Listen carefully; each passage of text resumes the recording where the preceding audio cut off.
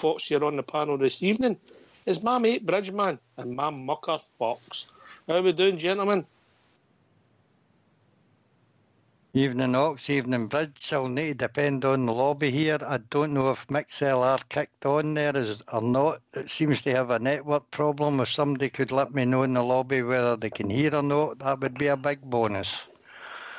How we doing, Bridge? All right, pal. Can I just say a big good evening to the boys in the panel, and a huge good evening to the boys in the lobby, and to all the Rangers fans all over the world listening to our radio station. Good evening, and welcome to Rangers Radio. What a man. Well, what about, obviously just less than 48 hours to a big game, big cup time. Loads of things starting to bubble under the surface. The transfer window's moving on. We're picking up rumours about players this, players that. But more importantly, mate, in away tie in Europe, mate, always an apprehensive thing against any, let's just say, half-decent opposition. But obviously, after last year's debacle, we're always a bit twitchy, Bridger. Yeah, of course.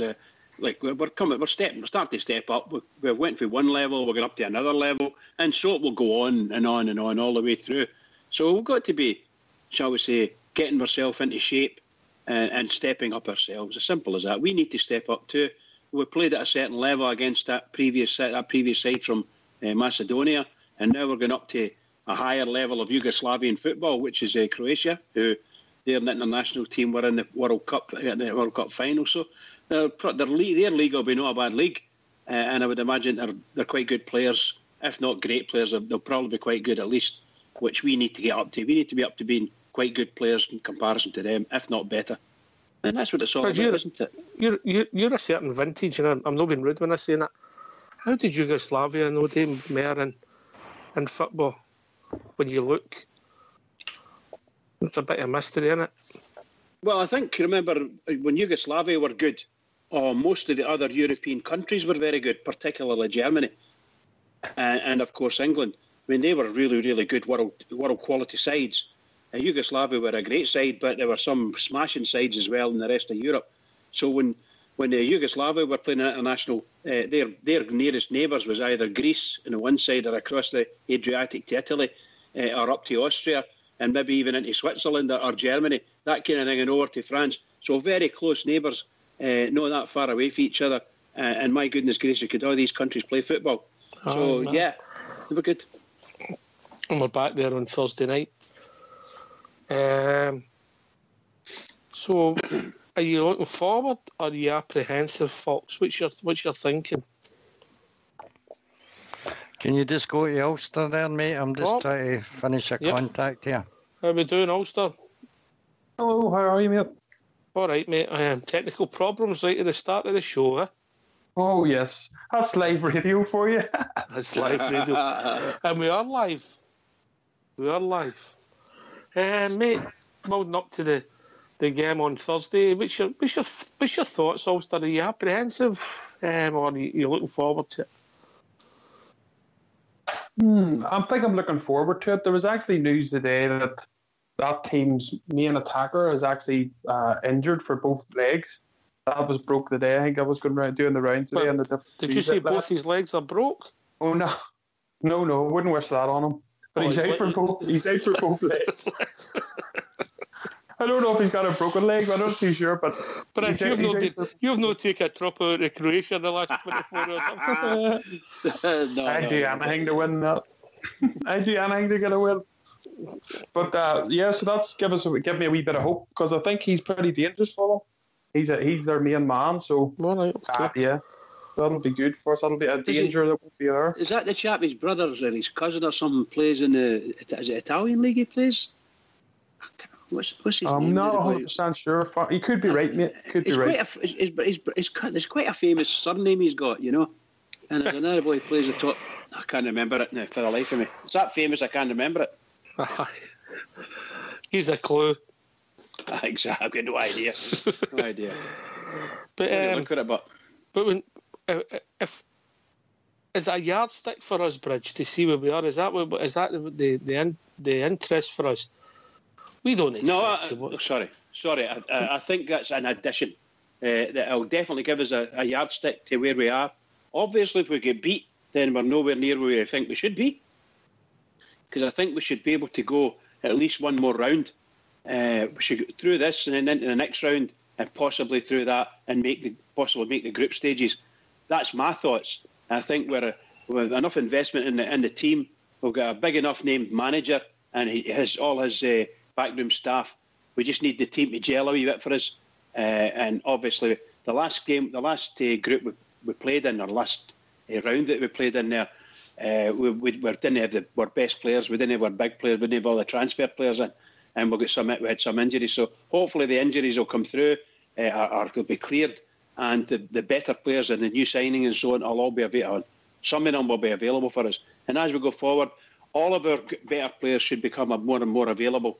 And that's what it's about. But to me, it's about building up. We shouldn't have any fears about this game, but because they're Croatian and because of sometimes we don't seem to lift ourselves, I don't know why, but hopefully the manager and his team will get this all sorted out and we'll be up for the game and we should do it. We should do it quite well.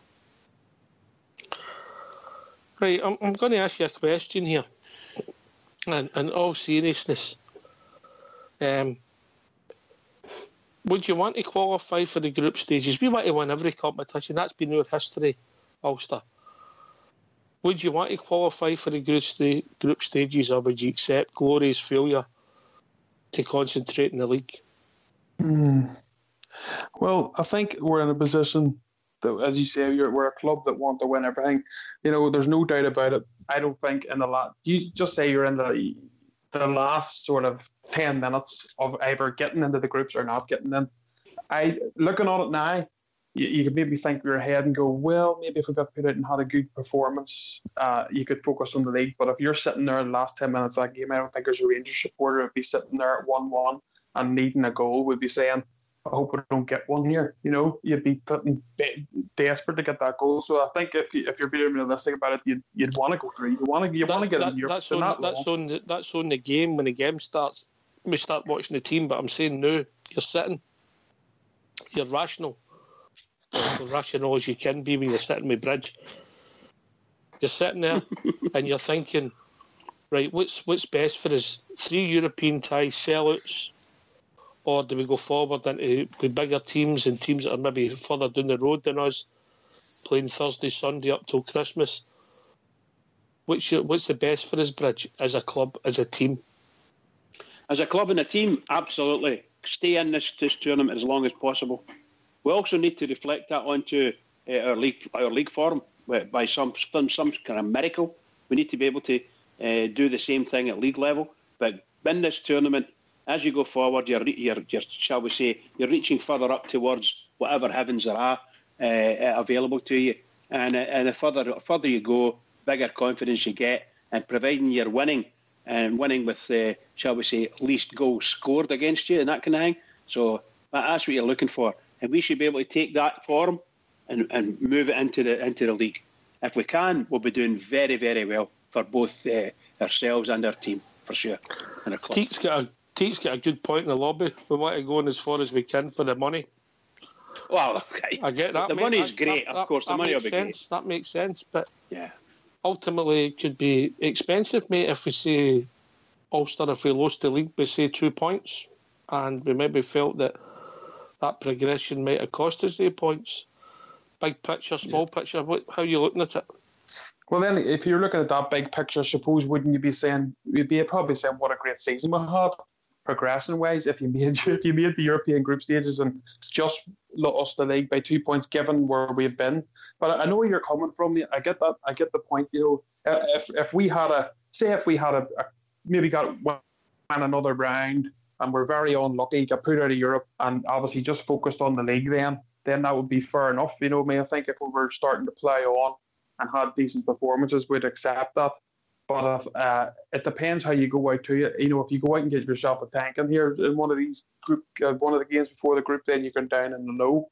It depends how you go out, you know. But as you say, if you go down to Blaze of Glory and the team's done very well, good performance, just unlucky on the night, but we go on then to have a really good season in the league, then I think we would all take that. Just changing the subject completely, mate, and I'll come to you in a minute, Bridge. I just think everybody wants to know, and you might want to put this out here on Twitter. Butter beans, plums. They're all right, but they've got a bit of green fly on. All right, bit of green fly. So he's looking for some tips for that. So anybody, any tips for butter beans, plums, just PM into the lobby and he'll accept all the advice of his plums. If you want to get that out there on Twitter, Ulster, about butter beans, plums. All right, carry on, Bridge. How can you follow that? My goodness gracious, that's brilliant. He's for gardening expert. He's had a bit of a problem. There's going to be somebody out there that can help him. Super. No, I was just going to say that for me, we want to go as far as we can in this tournament. And what I'm meaning with that, I mean, we need to go in parallel. We need to still be doing very well in the league because, like Ulster said, if you play very poorly in one, chances are you may play very poorly in the other. Right? So if you don't do well in the league, that if you pull your league form over into the European theatre, that might cause you a problem there. The idea for me is to take whatever form you get in Europe, because we're playing in Europe first.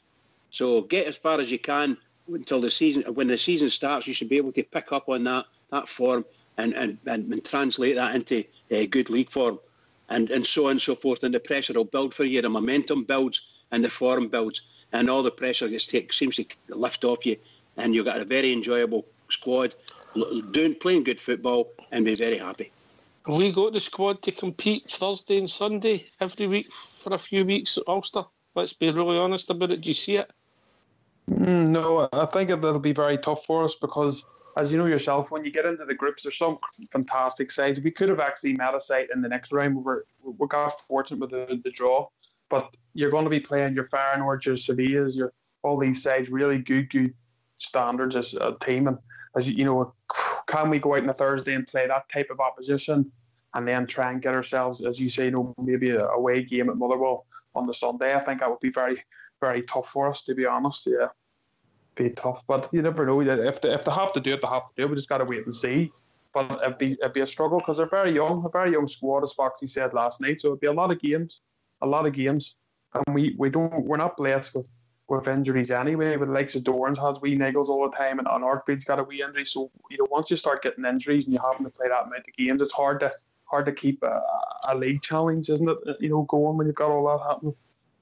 I think if we look at our whole squad right at this present moment, up to today anyway, you'll find there's a number of players in our squad, our playing squad, that are available for Europe that probably wouldn't or shouldn't be there. And anybody who we bring in as of today and going forward, they will probably replace these guys in the European team or European squads. So I would imagine there might be, I don't know, maybe another two that come in and they'll displace some of the boys that we've got in our European groups, the group of players we've got. Because we've brought in, 10 players up to now. We bring in another two, that'll be 12. And you've got some smashing midfielders we've got from the previous. So I would imagine that Ryan Jack and Dorans and that people like that will be really good for his Tavernier. They'll do us a turn. So you could build it up to maybe a good 18 to 20 man squad for a European theatre. That would be brilliant. And every one of them good players, good quality. I think if we're going to compete on a Thursday and a Sunday, mate, we'll need more players than that, mate. I'm saying at the moment, just at the moment, you could say, here we go. I don't think we're quite ready to take that leap. I would love us. I'm in the Ulster's camp in a few weeks' time. If we were playing Marylebone and it was one each with 10 minutes to go, I'd be wanting a winner like everybody else. But when I look at the big picture, progression, and keep building the club, apart from the financial aspects. To compete in the league next year, I don't know if it would be the best thing for us. Just my opinion, Ulster, just my opinion. Right, last night we had a first-time caller on the show, Gallant Pioneer. We were going to call him GP, but Bridge stopped us because every time we shouted GP, he wanted to make it a boy, but didn't you, Bridge? Very good. So great call by Gallant Pioneer, one of your countrymen, Ulster. Have we lost the big man? Yes, we have. He's gone. Yeah, he's gone. Well, it's a brilliant call, and a nice speaker and obviously a big supporter, a big fan of Rangers. You could hear it. You could hear his passion for the club. Passion's there. Anyway, I think Fox is back with us, mate. Back the Fox. You there, the Fox? Yes. Good evening, guys. How we doing, mate? What's your views on this conundrum about Europe for us, mate? For where we are at this present time, I think Europe, as long as we stay in it, is a great thing for the fans. The fans have not really had a chance to travel in Europe, and it'd be great for them. But on a personal thought of my own, I'd rather see us out of that competition. It's time we won a major trophy again, and that's what I want to see this season. Winning something in this country rather than struggling in two high-profile competitions, mate. I don't think we've got the squad to compete in the two competitions. So it's what we do at home that's going to matter to me this season rather than what we do in Europe. And what about the big question that people are asking in the lobby? What's your view on buttered beans plums with his green fly? Have you any views? Aye, give them plenty of leg room and keep them well aired. Trust you, Fox. Brilliant. He obviously knows. I think Ulster's back with us. Yep. You having problems, mate? Yep. We're all right now. The internet was giving a wee bit of issues, but we're on the 4G, so the Wi-Fi's out the window. Well, that's you and that gallant pioneer. You and that gallant pioneer might have to take turns, mate. He must be trying to ring in. Take a nice Wi-Fi. No, it was good to have him on last night. It's good to have another Ulster voice involved. I like that. Here. What I will say is, obviously, I've never met the lad, but you can feel the passion for the club coming through, and for Wheels as well. Wheels loves the Rangers as well, doesn't he? We're all the same, mate. Rangers is different than any other club. You know what I mean? People in other clubs, you know, when you see them on, like some of my old friends on the Facebook, and they chat about their teams mostly when the team's playing or if they make a signing. Whether any of the Rangers boys, we're always talking about the Rangers. We're on here every night too, giving our free time up, you know what I mean, just to talk about the Rangers and put a wee show out. And there's loads of people listening, and that's just the way we are, mate. We love our club. We love it to death. That's just what we do, and that's what we'll always be. I'm going to tell you, see, when we started back after the summer break, the amount of contacts me and Fox got for wives telling us, thank God the show's starting back up again. I don't know what you're laughing at, Bridge. Your wife was worrying. I know, I'm going to be surprised. Get him out of that living room. Get him in the kitchen out of the way. You know, so but it's I don't know. It's an addiction we've got, Fox, isn't it? Aye, it's an addiction that's given to you at birth, mate. Here. What? Here. You're born into being a Rangers supporter and you never lose it. That's very true, mate. You're laughing at Bridge, man. I think that what we've said for a while, and you guys on the panel here know, we've been through it for a number of years now. It's just a wonderful show. It's an absolutely superb show, and it gives so many people so much enjoyment, and it's growing and it's growing and it's growing, and it's just very popular. It really is, and it's this wee type of show here that lets people get an escape from whatever's in their mind. They can go into the football. Particularly close season, is really difficult to stop listening to the sort of normal radio stations because you don't have anything else to close season. So this is a real out for them, talking about Rangers, because that's what it's all about for them. It's just Rangers. And as you said, here we are, season not even started yet, league-wise, and we're talking about what our next game is. Marvellous, just marvellous, and everybody loves it. I'm sure they do, absolutely loves it. I am. Brilliant. But the people out there want to join us.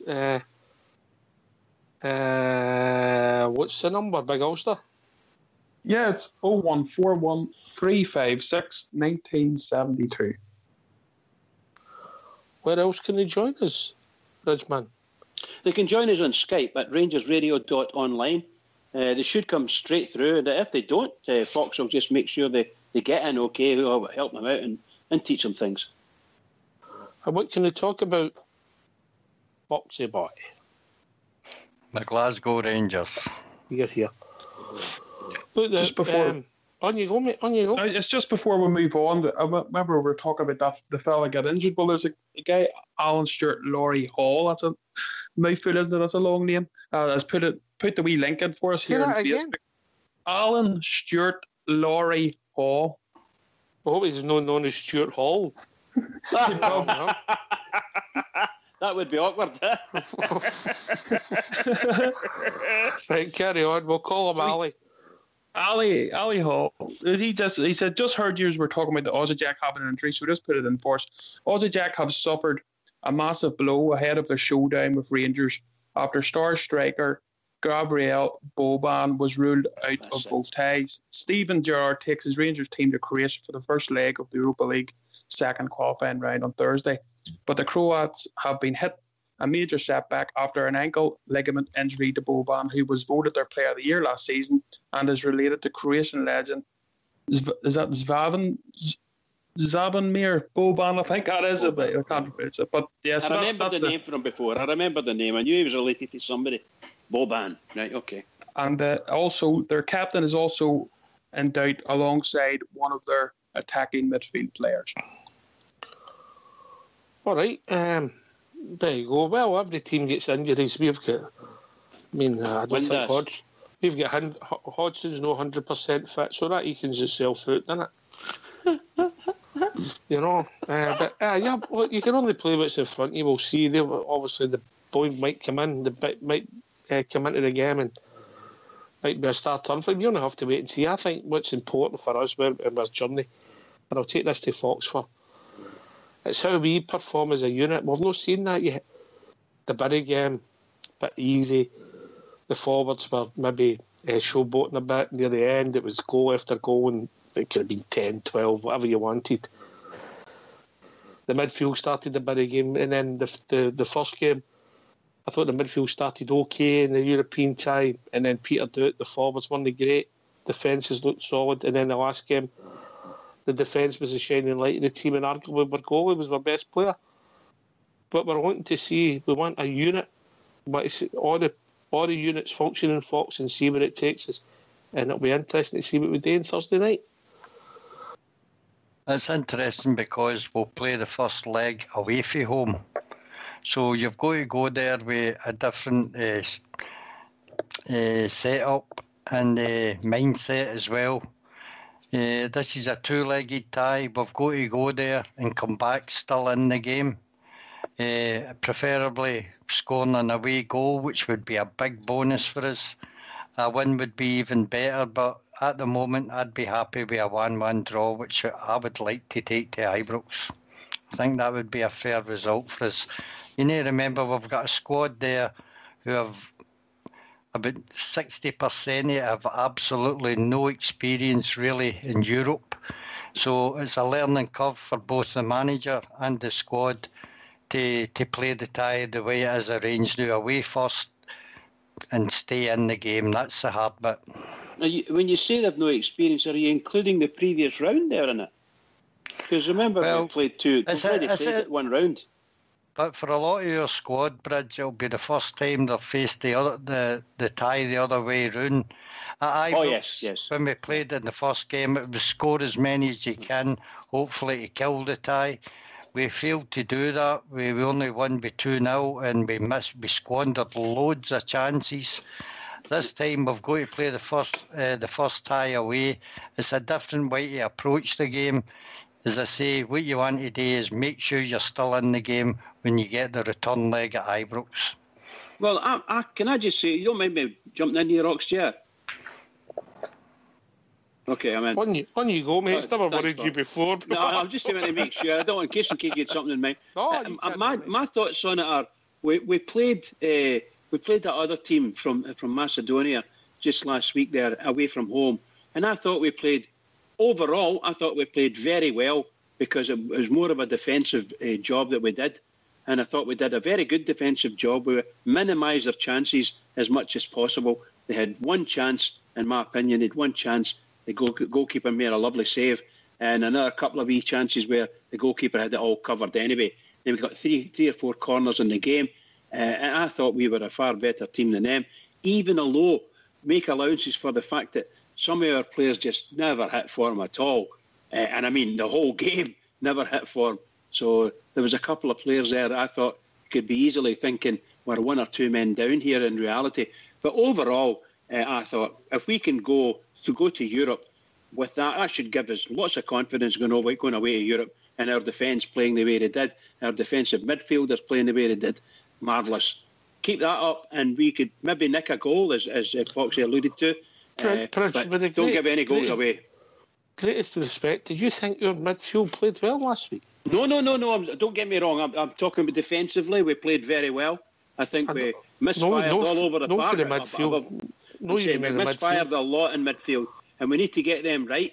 And we need to get cause there was one or two players there that would as well not been on the park, to be perfectly honest with you. But I thought defensively we played very, very well. I'm very happy with that. And if we can do the same again with the midfield playing a wee bit better, and somebody up front playing a lot better, it would make a big difference to us. But I don't have any fears. I'm sure we're going to go over there. It'll be a tough game. The midfield need to come into it, do the business, and the defence do the same as they did the other night. Don't concede a goal, and we'll have a good chance of getting through. Not conceding a goal is a big thing. Talking about guys who give nothing away. We'll be joined by Rudy Bear. Evening, Rudy. Rudy. I was talking about the buffet. I know you're a generous man, but I was talking about the buffet, Rudy. I've just finished my trifle there. It was lovely. All right, what kind? Nice raspberry, strawberry trifle. As sweet as anything. Okay. I hate you, Rudy. It's all right, Brad. What's the best bit for you? What's the best bit? The custard? The custard and the cream on the top with the cherries, lovely. Oh, the hundreds of thousands. There was a few of them. Oh, for God's sake, I'm starving. Oh, she looks after you. She looks after him. The man's spoiled rotten, by the way. He's spoiled rotten. I think so as well. You haven't seen what I've got to put up with, lads. You know what I mean? So it works both Wow. Right, I take it she's out there, right? Aye. She'll not be within ear range anyway, that's for sure. No. Right, you're right, Brad. You're right. What's on your mind, Rudy Bear? Just listen to you guys talking about the sort of first leg on Thursday. I think we'll play. I think we'll play to score. I'd like to come away with a 2-0 win. To be honest, I've just got the news there about their sort of player of the year from last season's out, their striker. That's. I mean, I don't want to see any player injured, you know. But you know what? Being a Rangers fan, I'll take that because we've had some bad luck as well in the last few seasons, haven't we? So. That's maybe something that will work in our favour. Defence has been pretty solid. 3 games, 3 clean sheets. Hopefully they can go away on Thursday and come back with a clean sheet as well. You know, I say a 1-0, 2-0, 1-0, 2-0 would be good. 2-0 would be better, obviously. But I'd like to see us stop them from scoring if possible, you know. 2-0 victory, mate. Away from home, I would pretty much finish it tired. But take that, mate. You would hope so, wouldn't you? You would hope so. No, I can't see either. I'm just thinking ahead. I'm just thinking what I would like, you know. I'll take the 1-0. That'd be. Move on. Right. Yeah. Clean sheets important, eh? Aye, definitely. I mean, playing away, it's the clean sheet's always a good start. You know, if you can get the clean sheet, you know, if you come back to Ibrox, even if it's only a 1-0, you know, and you come back to Ibrox. With a 1-0, you know, it gives the team something to aim at when we get back to Ibrox the following week. You know, if the possibility that, you know, they've got a couple of players out. I mean, we've got players out as well, don't forget. You know what I mean? They probably would be playing, like Scott Arfield in particular. For me, would be playing, I would imagine, if Scott Arfield wasn't injured, you know. So it works. I mean, Lee Hodgson's no playing. I mean, it equals itself out, as I said earlier on, you know. Can I just come in there, Ox? Somebody's trying. It's Gallant Pioneer. He's trying to phone last night's call on Skype. Gallant Pioneer. Phone Rangers Radio Fresh and you'll be brought straight in. You're phoning last night's call. That's what you do. And we'll call you GP from now on. We'll call him the Doc Bridge, yeah? The Doc, aye. Rudy, what about these rumours are surfacing? Do you get any day with these rumours that have been spread today? What's that? You know what? What rumours is that? I don't know what you're talking about. One of your all-time favourites. Yeah, still don't get it. Still don't know. Tell him, Bridgman. You can tell him. All-time favourites? Rudy's Rudy's all-time favourites.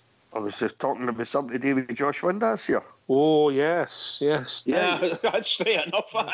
There's a lot of news about him today, a lot of rumour about him today. 3 or 4 teams in for him or words to that effect. Oh, so right, okay. Well, so they reckon. And one of the rumours is that he's not even in the squad for Thursday night. I doubt very much. He'll probably be on the bench if anything, if he's not going to start. But that's what they reckon. But it's just rumour. It's just rumour. Well, I mean, if that's a possibility that maybe they're looking to move him on, I mean, you can't. Your last 2 performances for me, well, it's Josh Windass performances, really, isn't it? And somebody made a comment a while back, I think the end of last season, that how annoyed we would be if Josh Windass moved on to somebody else and became a bit of a star with them. But look, at the end of the day, that's fine, because I don't see him being a bit of a star with us, to be honest with you. I mean, there's Martin Waghorn, for instance. Is he on the verge of a £5 million move or something? 10 million. It's making me laugh because they reckon they've knocked it back for the 5 million. In fact, the club said we're looking for 10 million pounds. Well, there you go. I mean, but these things happen. You can't just hold on to a player if it's not working. And if there's a just in case. Yeah. There's only one way to decide this, Rudy, isn't there, really? Aye. It's going to be a wee vote. A wee vote. Ulster, you got the abacus? No. Where's Ibrox when you need them, eh? There's Fox pushing it along the desk to you, mate. There you go, there's Ibrox abacus. Right, so it's an easy question. Josh Windass, stay or go for £3 million? Just stay or go. If the offers or rumours are correct, would you keep him or would you let him go for £3 million? Stay or go, Rudy Bear? I go. Oof, you took your time there. Bridgman? I think the popular thought process is to let him go. My thoughts is I would need to know if in fact we've got one of these clauses in his contract, the release clause for £3 million. If we don't, well, we've had it for a real good source. But that's not true, mate. Right. So if that's not true, then I would be looking for a wee bit more. If you've got 3 or 4 teams, I'd go for £5 million. That's what I'd go for. I know £2 million is not a lot of money to you, but it is to me. Oh, jeez. Ulster. Well, if the club if I wouldn't let him go for buttons. If the club have a fee in mind, and whatever club comes in and matches it, then I would have no problems if Windass was to move on. All right, Fox Fox might have a different view. Fox. I would keep him to the end of the season.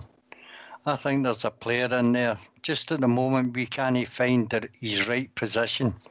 And he's not a favourite of the Rangers fans, but I would like to give... It always worries me when clubs with a wee bit more money than us are coming in and looking at him, and we can't get rid of him. I've read comments in the forum saying if we can get £2 to £3 million for him, we should take it, or even £1 million from him, we should take it. But the clubs that's been mentioned, they've got a couple of quid, a few of them, and it worries me what other managers see in them that we can't get out of them. All right, okay. Well, we'll also be joined this evening by Gallant Pioneer, or he's known now by Bridgman the Doc. How we doing, Gallant? Evening, gents. How we doing, mate? All right? All right, mate. Cheers, yes. Thank you. Yeah. All right, go. You back for more? I'm back for more, mate. Back for more. Did you get he's got the bug now. Did you get your wages? Did you get your wages last night when the show was finished? Yes. The big lad right, not a problem. The big lad come round and dropped the wage packet through the door. That's good, mate. That's good. As long as he'll double that tonight. He'll double it. Did you open it? Gallant, did you open it? Yes, it was fake. It was fake. It was safe. It was a bit of paper with IOU on it. Excuse me. What's on your mind, Gallant? Regarding Josh Windass, Yes, he's refused. he did have a clause in his contract, but the clause has run out. The clause was up until the end of June that he could go for $3 million, but the clause is now run out. And I think that's why everybody has been sort of holding back on a bid, whereas now they could potentially get him cheaper than what the £3 million release clause was. I don't know what you think of that. Oh, cheaper? No, well, No, definitely not cheaper. But I think the other clubs are potentially thinking, once the release clause is away, we could potentially get him cheaper. That's what I'm thinking of the other clubs. Do you know what I mean? Yeah, the other clubs. For me personally, and I'll ask you the question before we take it to the lobby. Is look, I don't think George Windass is a good fit for us. He's got ability, he's got pace, he can score a goal. He disappears far too often, and he lacks heart. And he's got this relationship with the Rangers support is pretty fractious. So for me, Steven Gerrard, if he thinks he can get better than Josh in and he lines up a replacement, I would shed tears. What's your own view, Gallant? I would drive him to the next destination. So you've not made up your mind? No. You come off that fence. You come off that fence, man. Don't say GP. Bridge will want to make an appointment.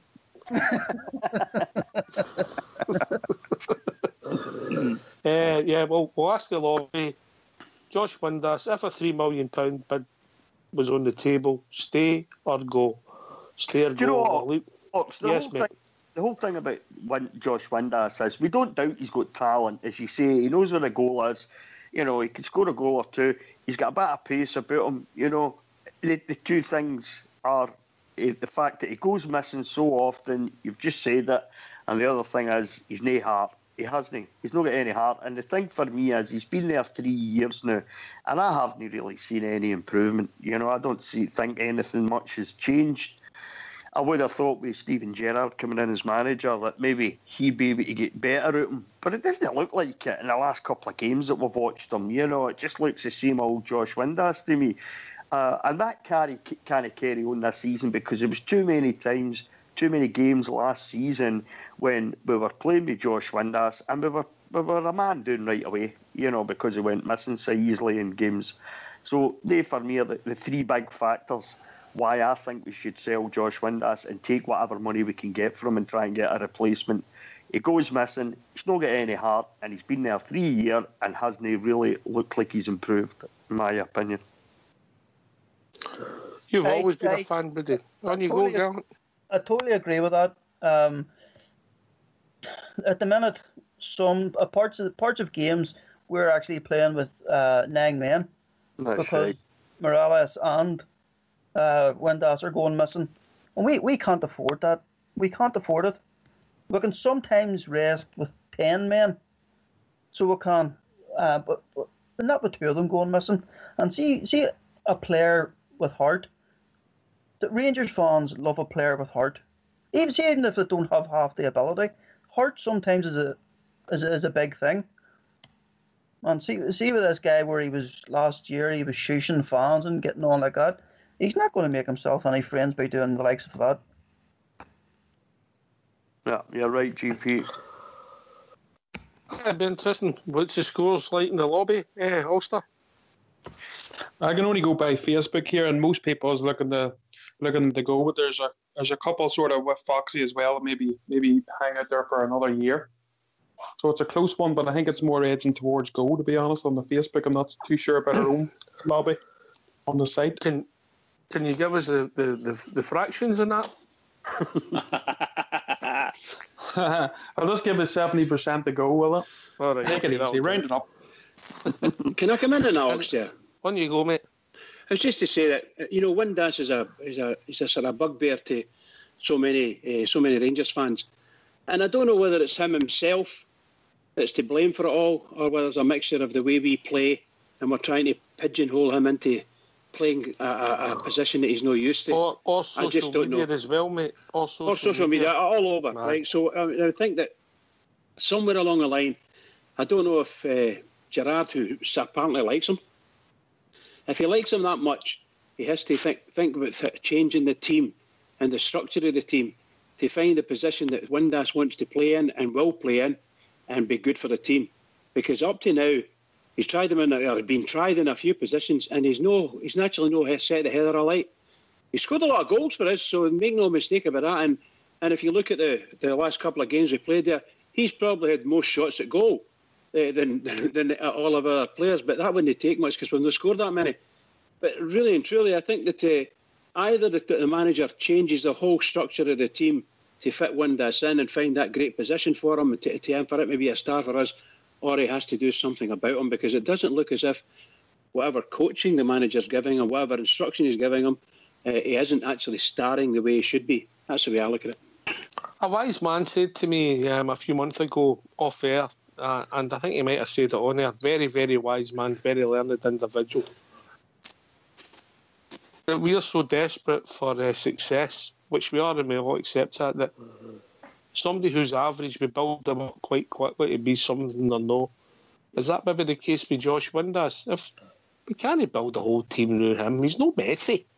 I'm saying that's what I'm trying to say. Unless our manager changes the structure of the team to fit Windass and that makes him a star, and then everybody else is going to suffer, in my opinion, to make him a star, I doubt very much if that's going to happen. And therefore the manager's going to have to make his mind up whether he wants him in the team playing as poorly as he has been. So need to see. All right, so if people want to join us, give maybe their thoughts on that. What would be the number, Bridge? The number's 0141356 1972. Where else can they join us, Rudy Bear? You can join us at rangersradio.online, and if you've Skyped in before, Fox will bring you straight in. If not, he'll sort you out. Here's a tester for you, gallant pioneer. What can they talk about? Anything to do with the Jers.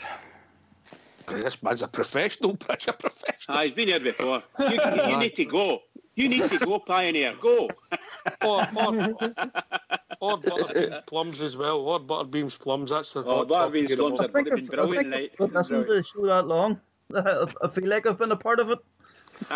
Well, that's what I was just waxing lyrical about the people who have been following us at Rangers Radio and been part of the radio station itself and phoning in and if not phoning, just enjoying the banter. There's a big crowd of guys sit behind me, and a few of them actually link in and they pat me on the shoulder and say, "Good show, boy, good show," you know. They've got to know who I am and things like that. So a lot of them like it. He thought they were throwing money at him when they were chucking coins at him. I said, Bridge, I don't know if that's a compliment or not. You know, the only time it's a compliment, Rudy, when it's a silent collection, isn't it? You can throw the coins my way. Maybe the real ones. I'm going to say it's all money, Bridge. Put fake ones through the door. If they're not chucking coins at you, Bridge, just pick them up anyway. It's all money, mate. You know what I mean? It's all good for the pocket. Good for the pocket. Talk about money. I don't know if anybody's seen STV News tonight. I don't know if it was fair to say there was a statement for Dave King. He was at the Seniors Open, I think, with Gary Player. I think it's in St Andrews, and the STV had a quick interview with him. Did anybody pick that up? I picked a bit of it up. I read a wee bit, yeah. Right. Did you happen to see it? Anybody see it? I didn't see the full interview. I've just picked up where he said there's going to be another 2 signings. All right. So he's talked about, just briefly talked about, obviously, the ongoing issue with the takeover parable. But I'm liking one of the things that's happening. I'll go to Fox for this first, then we'll go to Bridge. All right, he's got to talk to the media. It's all part of the job. But everything major, all the announcements, all the big stories, all the statements, they're coming through the club's webpage, and that's where it's gone first. Is that not the way to go, Foxy boy? Unless they want to come on here, of course. Aye, I prefer every statement or interview for Rangers to be done with the Rangers in-house media team. But this is him just being a approached when he was going about doing something different, and they've managed to catch him for a wee kind of interview. Nothing major in it. It's all things that I think we've all heard before, and he's just repeated them for me. I took one part of it to be very positive when he said that the work that's going on with the South African tax people to allow the money to go out of the country is ongoing, and he feels positive it's going to happen. So I'll take cognizance of that. Well done, Dave King. Continue going. Please keep it going. And also, we mentioned the fact that he's still waiting for a resolution for this Mr. McLennan at the SPFL. Am I right? SPFL. He was voted back in again, though, wasn't he? He's a chairman. He's a chairman. So I don't think he... But I think that's going to be a battle. I don't think they're going to give him up easily, to be honest. Oh, well. I wasn't too caught up in the story yesterday. I believe that my understanding with that is, and I might be wrong if anybody, it's yearly seats and it changes every year, and I believe that there's a gentleman's agreement between us and them. The team that play in the East End of Glasgow used to train at Barryfield, that will take a year about, so that's how that other guy went back on and Mr. Robertson come off. So I wasn't too caught up with that. Yeah, on you go. I just want to apologise, because I think last night I said that Anne Budge had only been in a year's. I think it was Rudy that said she'd been in 2 years. So whomever it was that said it, I apologise for saying it's only been 1 year. But apparently she has been in 2 years. So whomever it was, I apologise. Their term was up. That's the way I'm doing that. Look, whether we're going to be in for a battle, that's another thing, and we just have to keep supporting our chairman who takes on with people who are derogatory to our club. If he's getting the cojones to keep doing it, absolutely, I'm put my shoulder to the wheel and help him. Yeah, I agree 100%. I mean, there's a few years on here last season, especially season before. We're fed up with the fact that the club didn't fight for anything, didn't fight for the fans, the stiff upper lip stuff for me just wasn't working any longer. I'd much rather this is happening than what was happening in previous seasons. For far too long we've just sat back and took it. There was talk of trying to build bridges. They don't want to build bridges with Ox. They've made it perfectly obvious. This recent thing with the SFA as well, it's laughable. Absolutely laughable. So that's they don't want to build bridges. If they had done, none of that nonsense would have happened. So for me, we're probably you Dave King's elbow as far as I'm concerned. But Rudy, one of the dangers you've got in what's going on at the SPFL is that this season alone, Dave King's come out and he's went for this guy McLennigan. And what's been happening since then is so, mate. I'm not disputing that. I'm just saying, but what's been happening since then is that the three of the, let's say, top 5 or top 6 clubs in this country are not represented at the board. So you've got the 2 Edinburgh teams and Rangers are not. There's no membership at board level, and I think that's an imbalance. Let's put it that way. I think that's I give you Bridge, but see the thing is, as far as that's concerned, Bridge, mere full lame then for not speaking up. Things will only change in this country when the other clubs in the SPFL start speaking up, start talking out, start saying, look, we're not happy with this. This is not how it should be. They should be represented. I agree with you, Bridge. They should be represented. So it's time for them to speak up. If they want to be represented, it's the only way they'll get there is by speaking up. We never spoke up for a long time, and look how we get treated. Every opportunity they took it to stick the boot into us. It's different now. We're talking up now. Dave King's making a point. He's making statements, and he's talking up about it. Doesn't matter. Don't get me wrong. There's some things that I wish Dave King had got the money sorted earlier and it was done quicker. But I understand the logistical problem. Aye. And Bridge, you'll know how difficult it is to get money out of South Africa. Absolutely. Absolutely. Well, the guy made the point today that he lives in South Africa and has lived there for 40 years. There's certain rules and regulations, concerning taking money out of South Africa. He's got to abide by the rules and regulations. Now, at the last court date there, he told them that. He said, look, the money's ring-fenced. It's not done legally. I've done it with my lawyer sorted it all out. You have to give me a bit of time. There's a certain process regarding getting this money out of South Africa. I need to abide by the rules and regulations regards taking money out of South Africa. It will happen. You just need to give me a bit more time. That's the point the man's made about this, and I don't understand how they can't see that, So I agree with you to a certain extent, Ox, that it would be better if we just got this sorted out and then we could move. But if he can't because of the logistics, he can't, and then when it gets sorted out, if it gets sorted out July, September, I'm not bothered. Get it sorted, something else finished, we move on, share issue, more money to the club. Yeah. Everything going forward. Gallant, you get any views on it, mate? It's about time somebody stood up for us. We were just getting trampled over. Nobody representing us at board level, at management level, anything. And they were how would you put it nicely? Taking the piss out of us, basically.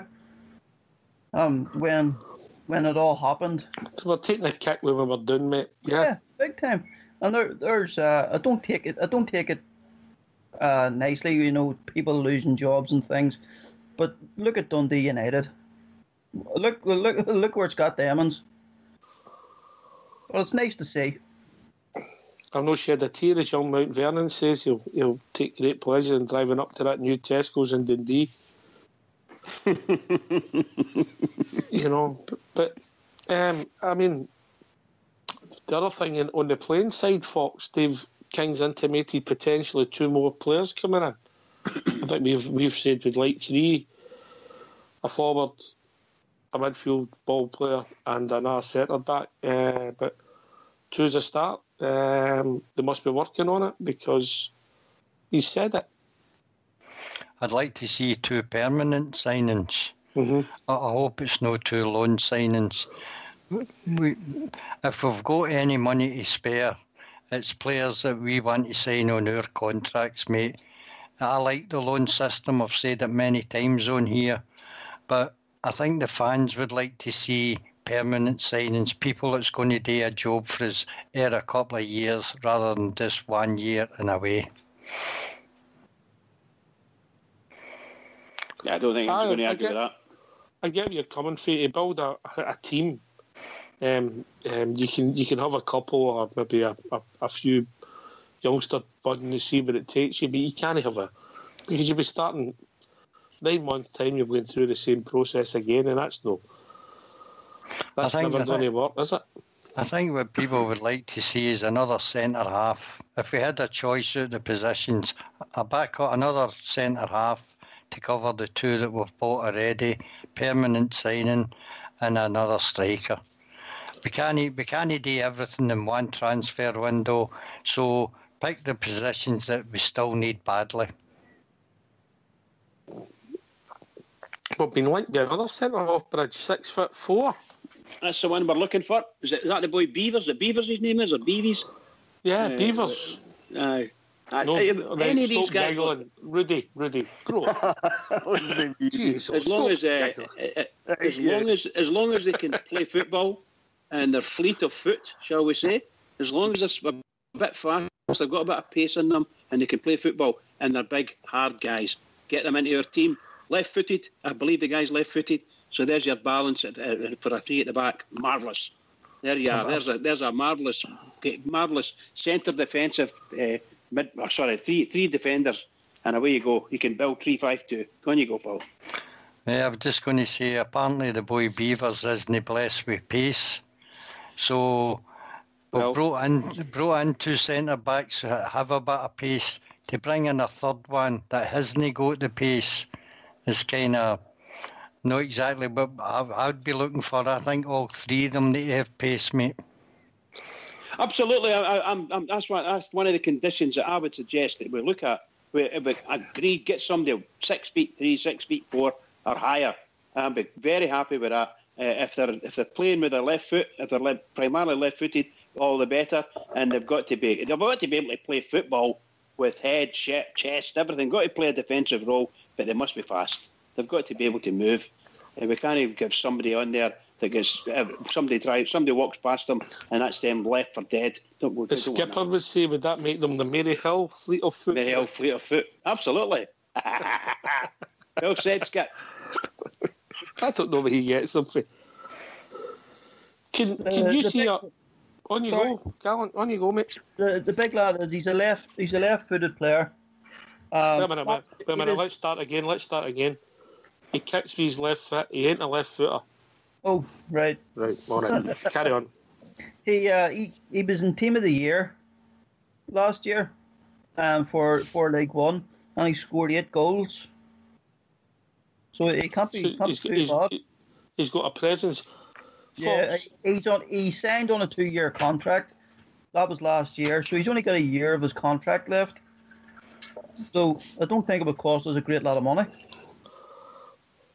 I'll ask you first, Gallant. I mean, and then I'll take it to Fox. I mean, we've been saying for a while our team needed to be. There was a lack of physical presence. We brought in Katic, we brought in Goldson, and then if we bring in another 6'3", 6'4", and all of a sudden you've got a presence in both boxes. Do you think we're going to take our hats off to Steven Gerrard when he's seen the problem, he's seen what's happened in Scottish football, and he's addressed it for us? Without a doubt. We needed 100%. People who can scrap in the Scottish game. And the Scottish game is big, hard guys who like to mix it. We were just found wanting last year. And this year I don't think we will be. They're about a foot too short for Bridge, but that's another story. Fox, aye. Are you seen a pattern here with the centre backs, that a problem that we had, that we weren't physically able to compete in both boxes, mate? Well, that's something that he has addressed with getting the 2 centre back. My worry is if you bring in a third centre back that doesn't have pace, we'll end up in the same situation as the last couple of years, where we fail to push up the park because of the fear of the ball over the top of our defenders. And if you've got 2 speedy guys and one that can't do it, mate, we could get caught out there. So I hope he picks his centre back and picks him well with the right attributes to suit the other 2. So that if we don't change our formation and still remain 4-3-3, if he comes in, the other centre half who maybe one of them gets injured, they've got to have the same confidence that he's got the pace today, but the other one has. Or else that's when you start to make mistakes, try and play offside and get caught at it, you know. We shouldn't be signing any slouches at Ibrox ever again. No more slouches. They must have pace, we must be able to play at tempo, and we must be able to move the ball at speed. That's what we need to be able to do. That's more. Anyway, we've reached that time of the evening, lads. If you don't go and I think Fox got his first request today. I don't know what the song is, but it was from a William King. So on you go, Fox. Give us a tune.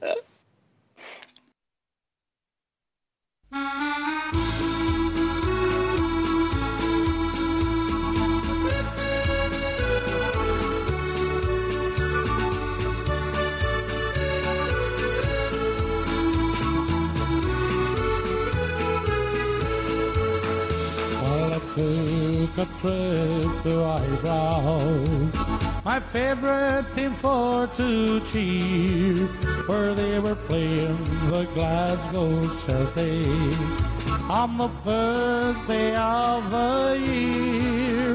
Now the ground was filled to capacity as the teams come out to play. The animals sang the soldiers' song, and the people sang Dolly Gray. Now half-time it came and went in. The Glasgow Celtic were in the lead. Finian Tully was running everywhere, shaking his rosary beads, while the green flags, they were flying high. Celtic hearts were full of pride. The second half, sure, it started, and The Rangers, they turn the tide. Won't you play up the Glasgow Rangers? Oh, play up the boys in blue. Oh, play up the Glasgow Rangers. We're here to cheer for you. Now the ball goes out to Walker, and from 30 yards he did score. Sure you couldn't hear your ears at Ibrox Park, for the says my father wore. Oh, play up the Glasgow Rangers. Sammy Cox is on the ball. He slips it through to Willie Woodbarn. Then on through to Ian McCall. McCall to Billy Simpson. Oh, here come the boys in blue. Well, Simpson beats the Celtic centre half, and in goes number 2. Now the Rangers fans are roaring. Jardine Young, he takes a free onto the head of William Simpson. And then goes number 3. Well, it's 3-1 for the Rangers. That was the final score. A happy new year from Ibrox Park, for Rangers beat the Celtic once more. Yes, a happy new year from Ibrox Park, for Rangers beat the Celtic once more. Yes, a happy new year from Ibrox Park, for Rangers beat the Fenians once more. Hey, and great a choice. happy new year from Ibrox Park, as Rangers beat the Celtic once more. Yeah! The days are coming, the days are coming. That's a song we want to hear a few times this year. Aye, absolutely. I liked that one. Do you enjoy that one, Gallant? Top quality Are tune. you a tea tray man? Are you a tea tray man, or do you just stamp the feet? Oh, just stomp the feet. Well, Bridge is a tea tray man that gets them in a lot of trouble. Aye. She comes in and takes them up and bars me with them. Anyway, there was just changing the subject. I seen that for Flybo, who's a great supporter of the show, mate, always in the lobby. I see Henri's getting the Villa job, so that's Henri, rookie manager. I know he's done a bit with the Belgium team there in the summer, and then Lampard, and then obviously we've got Steven Gerrard. So 3 big names in world football who have got first-time jobs. Is this the way football's going to go now? Straight for big names getting big jobs now. Do you see a change, Ulster? I don't know. It's maybe just a new era. It's a new era. I think we're coming out of an era where likes of Steven Gerrard, Lampard, Thierry Henry, obviously they've come to an end of their careers now. So it's just a new era. I'm sure you were the same when you users would have watched certain players who obviously went to a stage where they've retired and some of them have moved into management. I think this but is they never got big jobs like this, mate. Well, not yeah. Well, I mean, obviously John Gregg got our job, but that was pretty unique when he came straight for the dressing room. People used to have to go and earn their strike. Obviously, Dalglish, player manager at Liverpool, but that was the exception rather than the rule. You know, people used to go and traditionally earn their stripes, and then they would get a job. You know, it's a seed change here, I think. But I suppose, Alex, people would have stayed in jobs a lot longer. I think people chop and change that much now. With a lot of the managers have been tried in so many different teams. Remember, years ago, you'd have kept your managers, wouldn't you, for a lot longer? You'd have let them sort of build a team. We're at the era now where people just get chopped and changed. So maybe the big clubs are thinking it's time to just sort of go for the big names. I don't know. It's maybe just a sea change. Maybe just something we'll see more in the future, mate. Maybe just a change of times. I mean, I've not read the Villa story yet, but I'm shocked to get rid of Steve Bruce. I know they didn't get up in the playoffs, but I think he had to rip that whole club and start again. Maybe similar to Joe Bridgman to what Steven Gerrard has something to do for us. Can't disagree with that at all. Can't disagree with that.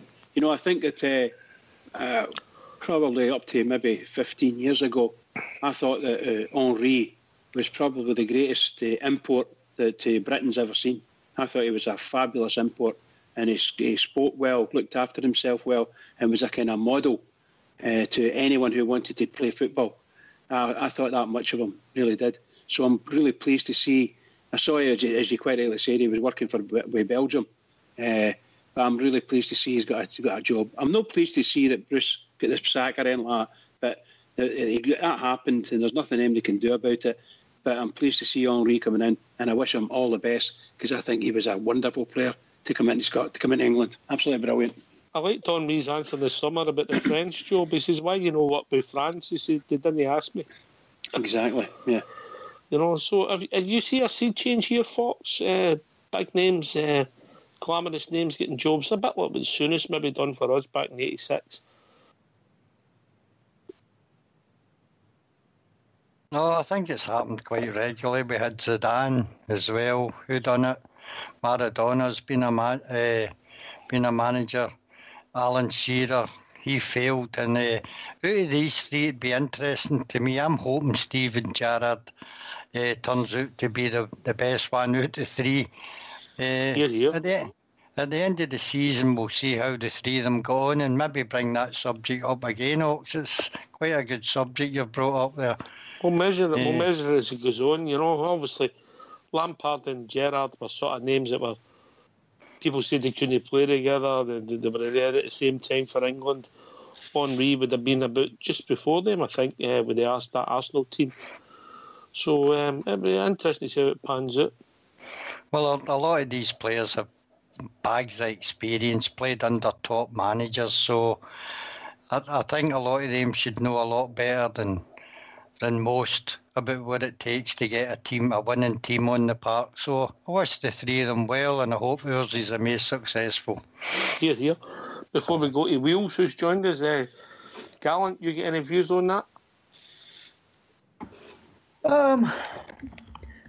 From what you hear from Steven Gerrard, the way he talks about his passion and having to push himself beyond barriers, you would like to think that the way that he talks anyway, compared to the others, he talks like he's a real fighter. When you listen to Lampard, he seems like he's a nice guy, maybe too nice. I don't know, but I'm just hoping. Obviously, Gerrard is the better one out of the three. Obviously. Yeah. Anyway, we'll be joined by Wheels, the Chris Boyd fan club. How are we doing, Wheels? How are we doing, guys? All right? All right, mate. I was going to... What's on your mind, mate? Where are you taking us this roller coaster? The Chris Boyd fan club. Sorry, mate. Sorry. No, I'm feeling a bit more human and a bit more... what's the word? Non-silly. If you come in at 5 to 10, Fox would have played the Killers for you then. No, I feel a bit more human tonight. So, I just the whole thing you are talking about, you know, the big names going into management and all that. I think that is the way things are going. And if you think about it, I mean, all the best managers started somewhere, didn't they? So, and you know, people like Stevie G, Frank Lampard, and all that.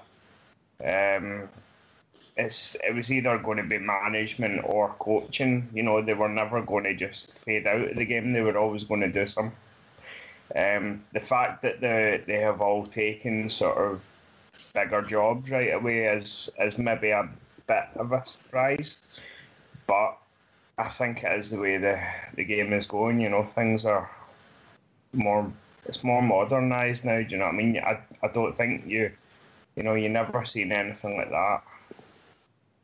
You know, a number of years ago, you never seen big, well-known players going straight into management at big clubs. So. There's been the odd one, but not to the extent it seems to be happening now in modern football. Ulster, is it this instant success, a big name, the Razzmatazz, bang, let's see what it takes us, rather than building foundations and building a team and a squad. Yeah, I think it's maybe we've got this stage in football that people are maybe scared to go for managers who maybe aren't big names. Maybe they're, because there's that much money involved in the game. Maybe they're going for big time ex-players, thinking because they've been in big dressing rooms under big managers that they'll be able to cut it because they've got that experience working with the best. That's maybe a new way they're moving. The same as Real Madrid with Zidane. I don't think he managed anywhere. I know he done a wee bit of stuff for them, but he got that, and that's probably one of the biggest jobs in the world as well. So maybe that's what the clubs are trying to do, and trying to use that and hoping that new tactic of bringing in a top player will work. But it'll not work for all the clubs. There's no doubt the names that are mentioned, I don't think they'll all be successes. There'll be people that look back and go, oh, that was a bit of a disaster. But I'm hoping that doesn't happen for us. And a bit like Pioneer, when you listen to Steven Gerrard, the more and more you hear from him, he's so impressive, and he is a winner. And I think he can do a job for us. I think that'll be one of the ones we look back on in a couple of decades and think, was that a brilliant signing for us at that time? I said, I'm happy with Steven Gerrard. I don't think a lot of people outside, apart from us crackpots that are really involved and looking at all our players, we realised how many players we needed. It was root and branch, Bridgeman. Absolutely, pal. And, if we've got, in my opinion, certainly for a long number of years, he was one of the best midfield players in the world, without a shadow of a doubt, way up there at the top. So I'm very, very pleased he came to Rangers. Now, if he could just say, here we've got this man with all the class run about him, and he talks a really good game, and he's a really nice guy when he's talking about the football. He's nice and pleasant, and he looks the part. If you could get him the money, if we could get another few million quid and give him the money and say, here you go, build the team the way you want it. And that's going to take another season or so to do. But in the meantime, win what you can, and if we can win a league, then it would be just fantastic, So I would hope that within the next 2 or 3 years, we've got a really top team, How are you seeing it? On you go, Brett Fox. On you go, mate. What surprises me about Steven Gerrard, Frank Lampard and Thierry Henry is they're all multi-millionaires. And usually back in our day, if a player went forward after he'd retired into coaching or management, it was necessity to earn money because they didn't have a lot of experience of the normal working world, the normal punter, if you know what I mean. And for these guys to come back in when, if it was me or you probably, you'd be away enjoying your millions, wouldn't you, for the rest of your life? It's a lot of pressure to take on, and your reputation can be sunk very quickly. There's only one person I can take that question to who would know what that was like to be a multi-millionaire. Bridgeman.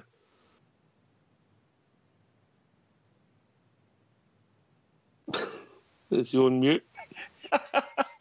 He's too busy spending his money. To stay away from the microphone for laughing. He's counting his money, Ulster. He's counting his money. What a shocker, right? What a shocker. I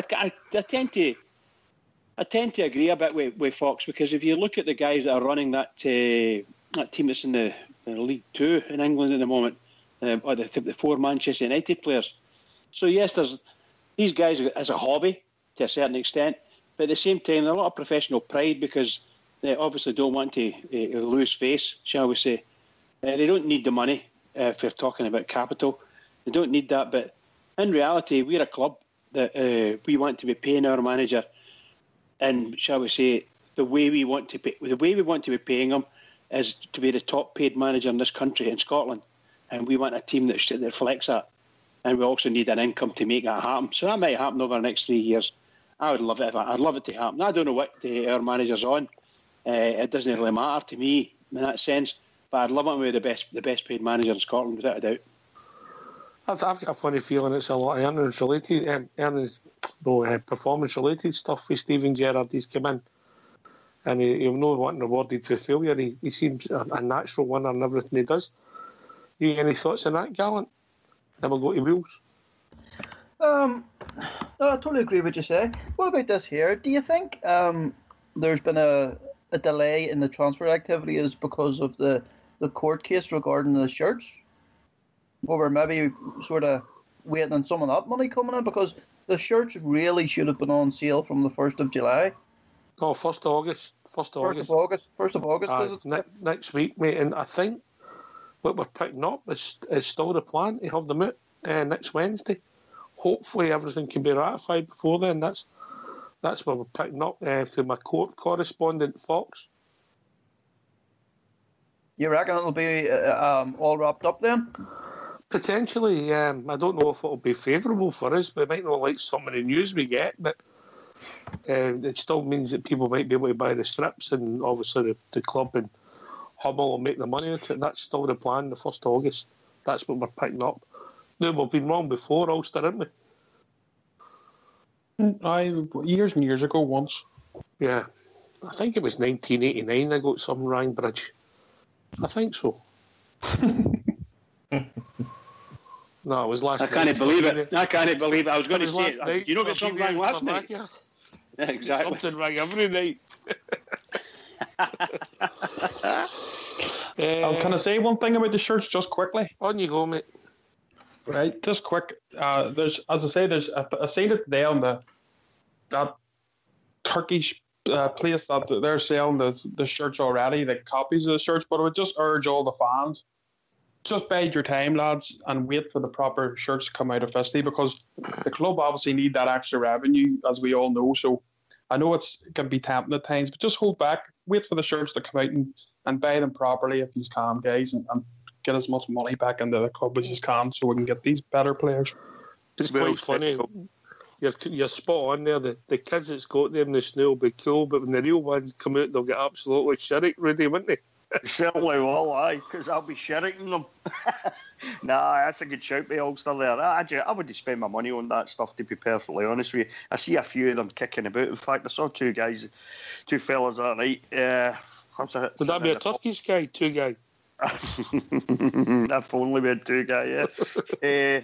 We could be doing with him in the midfield right now, couldn't we? There was two fellas walked into the pub the other night and they had them on, you know, and me and my mate were sitting there, and my mate was a bit like, look at that, you know. I was like, you know, at the end of the day, it's everybody's personal choice, but me personally, I'll hang on until I can buy them off my own club, you know what I mean? That's a good shout, Ulster. Well said, Ulster. I agree with you. The state of them as well is unreal. They're terrible looking. They're terrible. They look like you could spit through them. Well, they've been made in a sweatshop somewhere, haven't they? You know, so yeah, you're not going to get. It's not going to be top quality, is it? You know, I think it's just a case of the Bears. They're just itching to buy them, you know. So they've seen these. They've been on holiday or whatever. Maybe seen them online or whatever the case is, and they thought, right, I'll have one or two of them just now, you know. But hold fire. In a few weeks, just hold fire. Keep your money in your pocket. Wait, you'll get them. You know what I mean? You'll get the real McCoy. For those that's in the lobby, we've been asked to vote for something. I don't know what it is, but it's for Castle Park Primary School in Ayrshire on the site, and there's a link. It must be good because All School Blues posted it. Talking about All School Blue. Talking about All School Blue, he's raising money for getting all his silver locks cut off for the Macmillan cancer at the end of August. I put the link in the lobby. Anybody's getting a few shekels, get in there. Get your All School Blue, because look, we owe him, because without him, we wouldn't have a site, lads. He does all our technical stuff for us. So he does indeed. And he's doing it for a worthy cause, Rudy Bear. That almost touches everybody, doesn't it? I've certainly lost a couple of members of my family through that terrible disease, and a couple of really great friends as well early years, you know. So, you know, if you can stick your hand in your pocket and you've got a few shekels kicking about that you don't need, that would be a great cause. Well done to Old School Blue. I'll be chipping in myself. Here, and my good self. I think once he gets it done, he's going to bag out his hair and he's going to auction that off. That's what I'm hearing. Old School Blue's going to auction off his silver locks, Bridgeman. Silver locks. Nice one. He'll get a few quid for it, but you'll get a few quid. Oh, there'll be a few. Put it this way, if he sells it by the ton, he'll get a few quid. There's a lot of hair there. A lot of hair, pal. You coming in there, Ulster? No, that wasn't me, mate. But just as we're on it, I will come in because it's obviously old school. Yeah, I agree with you. Obviously old school doesn't do too much talking on here because he's always doing behind the scenes, and yeah, he does a lot of work, guys. Old school, he is such a big part of the show and how you guys are listening to it. It's mostly down to what he does behind the scenes, and yeah, every one of you can, guys. Whatever you have spare, throw it in, give him a wee bit of a help there because he's doing a great thing and for a great cause. And remember, it's not for himself, mate. It's for a worthy cause, isn't it? Exactly, mate. And all of us, as Rudy has said, we've all been touched with that horrible disease. Every one of us, unfortunately, family members or friends. So it's a great cause, and he's doing a great thing because he is proud of his hair and he loves his hair. So for him to do it it's a big thing for him to do it. So if he's got a wee chance, he has a spare few shillings, just rather than him if he's calm. Well said. Yeah. Sorry, Ulster. So we're moving on. We've had the rumours about Josh Windass. We've had the building up of the game on Thursday night. Bridge mentioned something, or Rudy mentioned, I can't remember, about the team in Salford. What did that say, that story it broke at the back end of last week, that we'd lost a player to the Scottish football, had lost, if you like, a star, because Aberdeen was surprised. Their main striker. They've lost a player to the 5th tier in Scottish, the English League. What's it say about the state of our game and what these idiots thought they were doing when they took control of Scottish football and thought they'd try and kill us? I mean, it was Rooney, I think, wasn't it? Aye. I was really surprised when I saw that. I don't know where I saw it. I saw it online somewhere. I thought at first it was just like a bit. I thought it was a joke or something. Somebody was messing about. Till I looked into it just for a couple of minutes and saw they had actually gone down there. I said to somebody the other day, look, Scotland haven't. I know a lot of the Bears don't follow Scotland, and I totally understand why after the way we've been treated in the last sort of 6 years. But we haven't qualified for a big tournament for 20 years, Ox.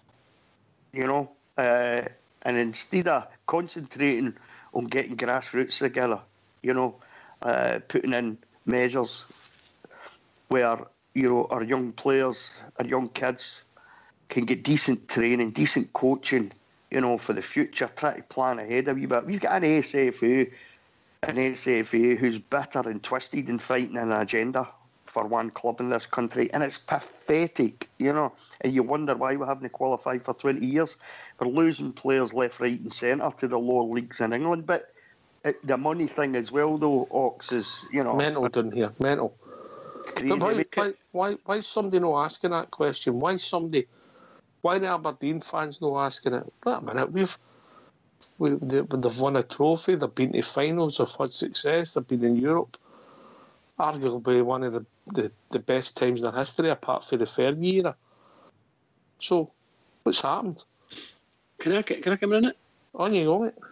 There's actually two stories about that team down there. That was the boy for Aberdeen going and getting a far superior wage. I don't know whether it was double the salary he was on. I wouldn't be surprised. Somebody was saying it's something between £4,500 and £5,000 a week.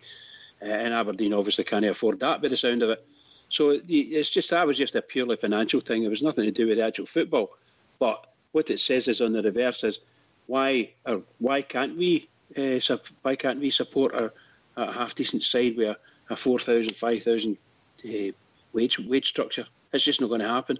Outside the big two at the Old Firm, from a wage perspective, I think there's nothing can touch them, and it's a long way down from the levels that we're at.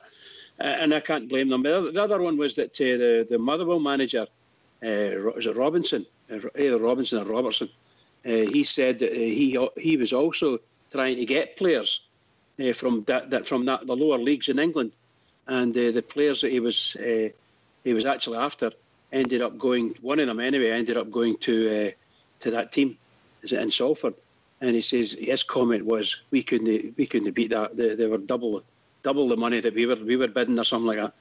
So it just shows you that, as you said there a couple of seconds ago, there's certainly money in England, and we, apart from Rangers and Celtic in general, we'll never be able to cope with them, and we'll never cover it. In fact, even with Rangers and Celtic, they'll never cover it. But what I'm saying is, the story for me isn't the demise of, isn't the money in England.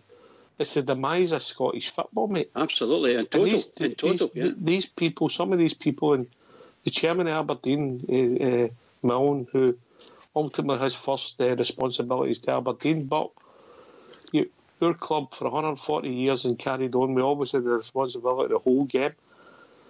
What have they done? What have they done since 2011, Fox? I don't think it came as a big surprise. There was always going to be a player moving for a reasonable club in Scotland to the lower leagues in England. The trickle-down money for the Premier League is obviously making its way down the divisions. When you're talking about Salford, you know the backing that they've got, mate. I think it's four ex-Man United players, and I think they've also got another guy, a multi-millionaire there as well. So that's no surprise. And as for Adam Rooney, if somebody's offering you more money, doesn't matter what job you're in, mate, you're taking it. I don't think it's a big surprise. But as far as Scottish football, it all started for me when they made an air of the TV deal years ago, and now we just accept anything that's given to us. There's a new round of TV talks coming up, and we've got a bit of interest in Scottish football with Stephen Gerrard being here, his battle against Brendan the Muppet across the water there, which is catching a few eyes, maybe down south. So there is a bit of interest. If we can get a decent TV deal, that would help some of the clubs, and it would help us as well.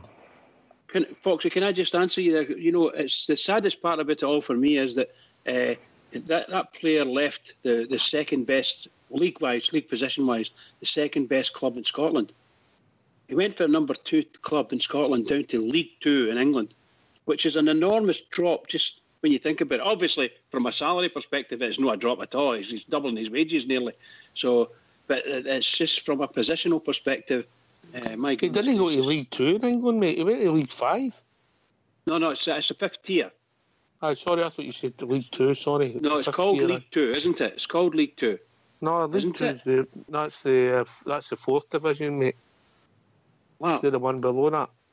They're in the one below that, isn't they? I do apologise. It's Conference League. That's right, it was a conference. So I've got that one wrong. I do apologise. Whatever that's called this week. But it's not so much Gallant. It's not so much. My point is, I get the money in England and people who do their negotiating. They've got a bigger TV audience than we have. Even though some of the figures for our games don't back that up. But it's what these people have done to Scottish football. It's been tore to pieces. As one of the other guys touched on there, it all started with the demise of the TV deal. And when the next round of talks comes up for the next TV deal to come up, we need somebody in like Dave King, who is able to fight the corner and able to get a really good deal. For Scottish football at the minute is probably on the rise for the first time in 5-6 years. People are actually talking about it again, so they might as well. And why is that, mate? Why is that? Why are they talking about it? What clubs caused that? The famous Teddy Bears. Did you get your script through the post this morning? Yes. I did, certainly. Oh, well done, mate. Well done, mate. I got it along with them fake notes. Got them in Turkey as well. Bridge will send you a cheque for any amount you want. It'll bounce, but he'll send you a cheque for any amount you want. Great point. Wheels, what's your thinking? I mean, the TV deal has obviously been has been a massive thing, and to be honest, see, when the unfortunate happened to us, I knew right away that it was going to affect the whole of the Scottish game. I said that to so many people at the time, that it was going to affect the Scottish game for a long, long time to come. And with players like Adam Rooney, I mean, let's face it, in his day, he's a very, very good player. So for him to go from Aberdeen down to non-league football it's not a huge surprise because, as Fox said, if you look at who's in charge of Salford and who's kind of running them, then that's where their money's come from, and that's how they can. Let's not look at Salford. You could argue they're the Gretna in the English league at the moment, but we've got to look at the problem in Scottish football. What have they done? They'll argue, they'll put stats out there, and I'll take this to Bridge after you, Wheels. They'll argue that our attendances are up. Why is that? They'll argue that our TV audiences are up. Why is that? When's somebody going to come out in the media and say, listen, all this success, all the positivity, we should be thanking Glasgow Rangers. Wheels, then Bridge. Exactly, you're absolutely spot on there, Ox. So many times it's been said that the old firm, need each other, but to be honest, I think it is more that they need us, because look at what happened when we were down the lower leagues. Attendances were down all across the country. Viewing figures when matches were on TV were right down as well. So we have just proved everyone wrong. There was people out there that said, no, Celtic don't need Rangers, blah, blah, blah. But we have just proved everyone wrong, and we are the ones who are laughing. Bridgman. Well, I don't want to mention them across the city at all, so far as that's concerned. As far as I'm concerned, the words that you mentioned earlier, Oxshare, about the authorities, i.e. the SPFL and SFA, they're just jumping on the bandwagon. They're not doing anything for Scottish football in reality. The contract that they've got now, they're taking the stats from last season there, and all the figures are up the way insofar as attendances, etc., etc. And that's only down to one thing. And the season ticket sales for this season are great throughout the league, only for one reason, and that's because Rangers are on the up, and Rangers have brought this young lad in, and he is, shall we say, out-papering the man across the city. He's in the paper more often. He's far more pleasant to speak to, and we get far more pleasant answers. So, and so far as the press and that's concerned, they prefer talking to Brendan Rodgers, but to your boy Gerrard, and he's far more likeable down in England. That's my opinion. So it's all Rangers. To me, it's all about the Rangers and what's happening with the Rangers and so on and so forth. And the rest of them, I'm sorry. That guy was there he'd been there for 2 seasons.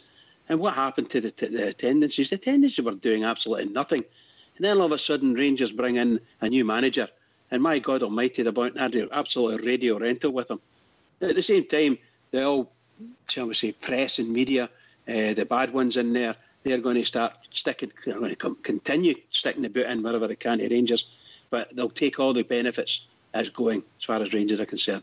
As far as me is concerned, I wouldn't give them a penny. Not one single copper coin for me. Nothing. Here, Bridge. What you mean in transfers, Bridge? In anything. If we could find a way of Rangers in isolation, shall we say, managing their own affairs and doing what they need to do, and only for Rangers, blah, blah, blah. That obviously, the way things are, they have to put money in. So half of the money, 50% of any match at Ibrox, from a cup game perspective, has to go to the other team. And we'll have to stick with that rule. If it was me, and I'm not being funny when I say this, I wouldn't be going and visiting any of the grounds. Not one. If we could do it, I would do it. Yeah, I get where you're coming from, Bridge, but as I've said before, I get the sentiment. There's a lot of clubs I would like to give money to, but you're a young guy and you're going to the games and you've went to places like Cowden Beef and you want to visit the games now, and it's maybe getting exciting. It's difficult to tell a young guy and an older guy. There's certain people we know that don't miss any games, Bridge. Absolutely. Home or away. But you remember one thing that's happening is that a lot of these teams are turning around now and saying they don't want Rangers to come along. I know, but still, the people are still going to go, aren't they? We don't support. Look, I'm not, never, ever would have tried to stop a Rangers fan going. I know, I get your sentiment, mate. I agree with the sentiment, mate. Look what's happening to that team at the potential new Tesco's and Dundee, but I get the sentiment. Rudy, but I just don't. It's a difficult ask for me to tell somebody not to go to football, you know. Oh, of course it is. I mean, there's boys out of the country, you know, down south and everything, travel up for away games. I know 2 guys that travel up for Cumbria for away games, you know. When in my younger day, I loved a Saturday away, you know, whether it was Pittodrie or, you know, Dundee, wherever it happened to be. Edinburgh, you know, Aberdeen. That must have been great. I mean, it was just after the rationing had just finishing. and you know, on Saturday morning, you knew when you were gone, you know.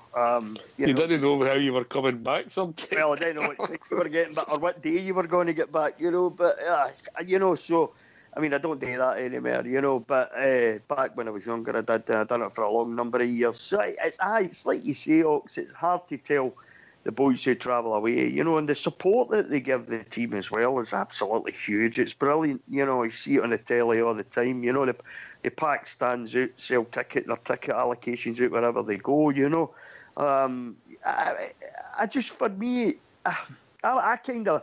I'm a bridge in a way, you know, even though I would never say to anybody, don't go to the game. And, you know, my nephew, for instance, him and his mate, you know, every opportunity, away they go and join themselves, you know, we're watching the team, supporting the team. And I would never say to them, don't go, don't do it, don't give another team your money. But I agree with Bridgie's sentiment, though, you know, even though I wouldn't tell fans not to do it. You know? I get it.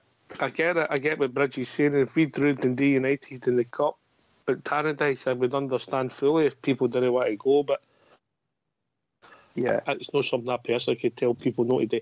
Of course not. Fox, what is it they say? You need to be careful what you wish for, and it's definitely come back to haunt a few of these clubs, isn't it? Well, you said attendances fell, but they only fell in the top leagues when we were demoted, mate. Some of the smaller clubs had sellouts every time Rangers visited. We've done a lot of good for Scottish football. And what people are saying now is the Rangers revival has been done without a sugar daddy. It's been done by the support and a few Rangers men on the board to drag us back up through the leagues and into the position we're in now. And I think it's a great success story. I don't think there's any other fan base in the world could have dragged their club back into the position. We're still a long way from achieving where we want to be, but I'll tell you what, no other club could have dragged their club the way our support has back into the top league. And it's a great thing for the Rangers support, mate. So seeming to make the film, Fox, and obviously they'll do it from a Rangers radio perspective, and that'll be how it'll be talked through. Who's going to play you in the movie, mate? Have you thought about it? Johnny Depp for me, mate. But another thing is getting missed out saying is it isn't only what we've done at board level and first team, mate. Our youth squad has travelled all over Europe in the last year, getting great reviews, beating a lot of fancied teams. There's a lot of clubs looking at Rangers revival, and I bet more than one or two would like to revamp the club the way we're doing. It might be slower than a lot of supporters thought it was going to be, but we're getting there. Fox, can I come in there? Yeah, of course you can. Fox, who's going to play you in the movie? That's what I'm going to say. Carry on. I don't know if MD will want to do that. Fox, just touching on what you were saying there, right, about the youngsters and that, you know, travelling all over, and as you say, beating some of the Europe's best, shall we say. With that being said, why is more of the youngsters not getting a go in the first team? Or even round about the first team, do you know what I mean? The thing is, it's very, very hard to... We were trying to get back to the top wheels, and sometimes you need experienced pros to do that. to drag us back up through there. The young boys coming through the new, there was a big gap between the 17s and the full team. We've gradually filled in the 17s, 16s over the years that are now turning out now in the under 19s and under 21 squads. It takes time to get your youngsters through. We had a situation at Okinawa when it was called that, where we weren't producing. But if you ask MD like El Fideldo and people like that Foley, the youth now, we're starting to see some real class coming through in their youth teams now. And if we can get 1, 2 to follow on after Ross McCrory, maybe his brother there, Ross, as well, will eventually make the first team. It takes a few years to get them there. We can't just risk throwing them in. We've got a young squad at the moment, and hopefully these boys make up the wee deficit that we've had in producing players. And I would say in the next couple of years, even according to Ibrox Loyal, who does watch them himself, that there is some class boys in our youth, mate. We just got to give them time, and you don't throw them in too early, you know. George Clooney's going to play Bridgeman in the movie, being confirmed by Skipper. On you go, Wheels, before we go to Gallant. No, I quite like what Fox was saying there. The reason I'm mentioning it is because if you remember when Warburton was in charge, you know, he talked a lot about giving you a chance and all that, and it just never seemed to materialise. You know what I mean? And he also talked about if things aren't going right, you keep doing the same thing, yeah. As much as when Warburton came in, he was like a breath of fresh air, but the soundbite soon wore thin for me, and the wheels came off about 6 months after he came in the door, and it took only a year after that he was gone. Gallant, Wheels was saying about the Hummel training ground and starting to produce boys and that, but we are winning trophies all over Europe. We're getting results against some marvellous teams. I watch a good bit of the youth football myself, and there is some really, really good talents there. Any names spring to mind? Young Liam Bird is a fantastic player. What was that name again? Liam Bird. Oh, Liam Bird. Has he not an injury last year? Did he not have an injury? No, he was in. He was at the back end of the season. He made an appearance for the first time. Yeah, I remember that, but his season last year, was it not blighted? Did he not have an injury? Was that the year before? I'm 30 odd. What age is he now? About 17, 18? Yeah, he's young. He's about 18, yeah. Right, okay. Maybe this will be his time to maybe challenging. He was called up at one of the Scotland youth squad there. Did he not play in that tournament in the Toulon tournament? Yeah. Yeah, all right. Aye. So he's a fantastic player. His touch and his vision is world class. Like, well, maybe not world class, but when you're sort of watching at that level, he's like head and shoulders above other players. All right, we'll keep an eye on that and see how that goes this season. Big Ulster, how important it is for you to get a couple of blue noses, Ross McCrory in there? Is it important for us? It's important, but obviously they have to be good enough. I think, because we can use Andy Halliday as an example. He'll not get a bigger Rangers man, but sometimes the quality's not there. So if you can get a young Rangers man with a quality, then I'm all for that, mate. That's what we want to see, because we don't want to keep having to spend millions of pounds in defence and midfield and different positions and loaning players from different teams who are going to end up moving on. If we can start bringing in the talent eventually, who have the qualities, to come into the team and do a good job, and then maybe in 3, 4, 5 years' time, you sell them on and make a bit of money. I think that's the way the club needs to be going if it wants to be sustainable.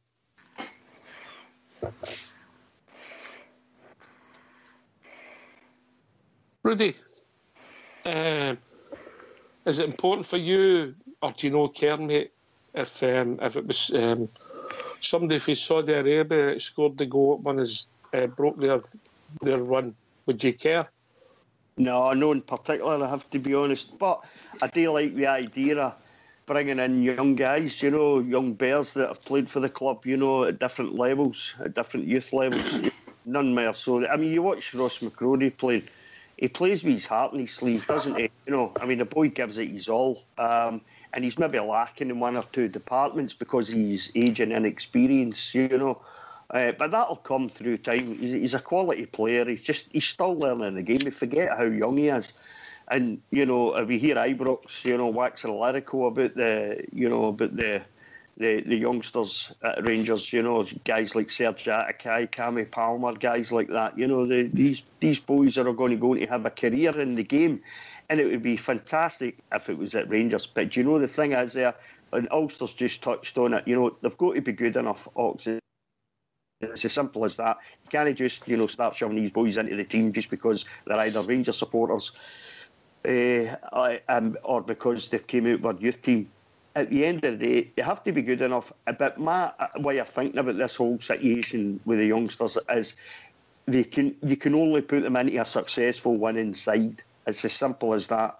If we're going to talk about putting our young guys into a Rangers first team, hoping that they'll do the business, that path leads to failure for me. And that does nothing for us. Does nothing for us as a club, and it does nothing for the young players. There's nothing for their confidence. So you can only bleed them in slowly into a successful winning team, in my opinion. Until we get to that position, we're going to have to bring players in. It's as simple as that. If we can bring players in that are better than the players that's already in our first team, I don't really see many of the young guys getting much of a shout, unfortunately, for the next year or two, until we're back upper again. All right, we're just going to change the subject. Dutchman, give me your teeth. Subject. We're going to change the subject just to let you know. Tomorrow night, unless there's technical difficulties, the show will be around the one and only Tom Miller. Tom Miller's joining us tomorrow night. Excellent. Yes. This is an interview. Yes. Interview come chat bridge. Right, cool. Is he joining the panel, or are we just going to sit and listen? He'll be the main man, mate. He'll be the main man. That's cool. So if all goes well in the technical department, Tom Miller will be joining us tomorrow night, Fox. Well done. What a scoop. Good stuff. Well, hopefully, mate. I spoke to Tom earlier tonight, and hopefully, time suiting, he'll manage to be on the show tomorrow night. So hopefully that. A man we've all heard talk about Rangers many times when we've watched his commentary on games, Gallant, eh? Yes, near enough every week. I hear him. That's you in with the stars now, Gallant. You'll be doing autographs next. You'll be doing autographs next. Can I just say, Ox, I'm absolutely buzzing for this tomorrow. I cannot wait. I love the guy. I love listening to him. He's absolutely brilliant. So I'm really, really looking forward to this. How come you never say that about me? Because it doesn't need to be said about you. Oh, right. Because wow. you know already. Because it's not true. Wow. No, it's because you I'm surprised at you, Wheels. I'm surprised at you. Shocked even. There's a man who's had a great Rangers knowledge, obviously met and talked to players past and present, had the best seat in the house for a lot of events, and his passion for the Rangers shines through, so it'll be great if we can sort the technical issue we've got. Tom Miller will be with us tomorrow night, Big Ulster. Yeah, it'll be absolutely great for the show. Definitely, and as I say, we were in talks with Tom last night, and we put the line out to see if he would like to come on, and he says more than welcome. He says he would love to be a part of it, love to come on and give us a wee interview, so that's going to be fantastic. So make sure you tune in for that one, guys, because I think it's going to be an absolute cracker. Yeah. All I'm saying is Tom's come on since Gallant get involved, so there's a common thread there. There's a contact there, isn't there? Right enough. I didn't say anything. I was just keeping quiet. Oxia, can I just come in on the boys about the youngsters coming through? Yeah, it's on you. No, I just want to. I think it was Rudy that was saying, look, we're still 2 years away from getting, unless they're absolute stars, we're we're still about 2 years away from getting boys fed in completely walking out of the youth and into our first team, into our first team squad. Some of them are there. We saw that against Bury not that long ago. Maybe 5 or 6 or maybe even 7 got on. So that was really great to see, and it gives them the enjoyment of being on and mixing with the first team squad. But since then, the squad's changed completely. We've now got 10 new players in, if you follow them, instead of 3 or 4. So it's quite a lot there. And what the guys are saying is absolutely right. The boys that we're bringing in on loan there are obviously a big step above what we've got at youth level, and that's for sure. So there's a level. There's where you want to be at, guys. If these guys can get a game, because some of these guys are only 18, 19, 20. So we're in there, very, very young. And there's a level. Go for that, pal. Go to that level, step up. So in about 2 or 3 years' time, I hope that our youth team can just do the step up naturally, along with the club and the first team. As we step up, we drag everybody else with us. That's what I'm looking for. Plus, you've got to be really honest. You might have 16 boys, Rudy, say under 16, signed for your club. If you get one of them to the first team, mate, absolute magic. It's not an easy thing to do, Ox. No. Really. I mean, how many boys comes through the club, year after year? If you get 1 or 2, you're doing really, really well. So, and that's, I couldn't have put it any better than Bridge did there.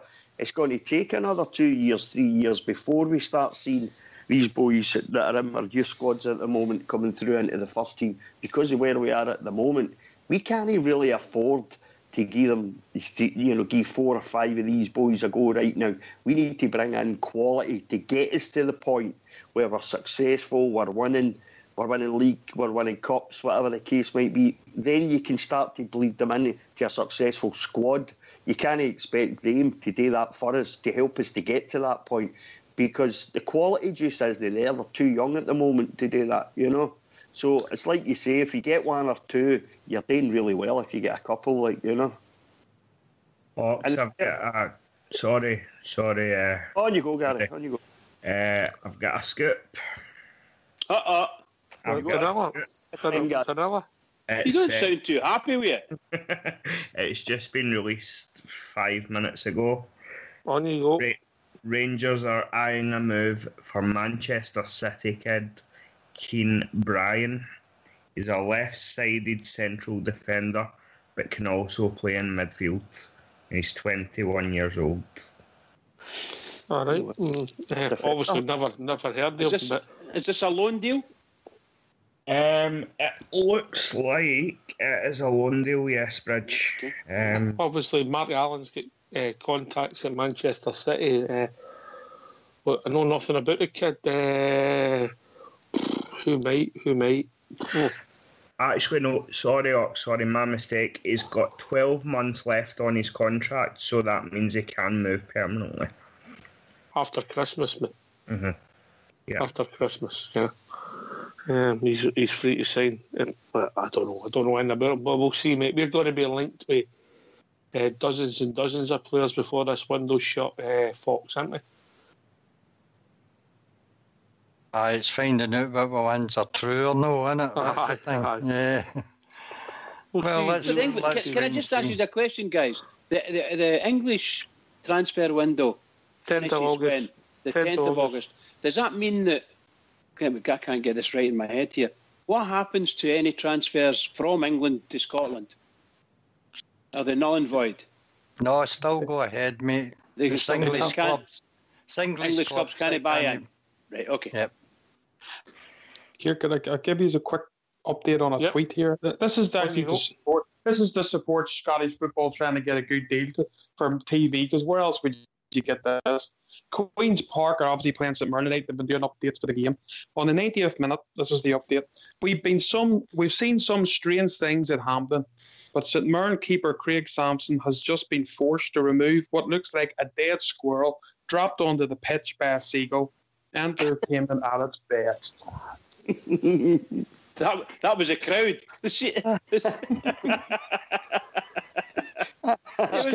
Where else would you get that?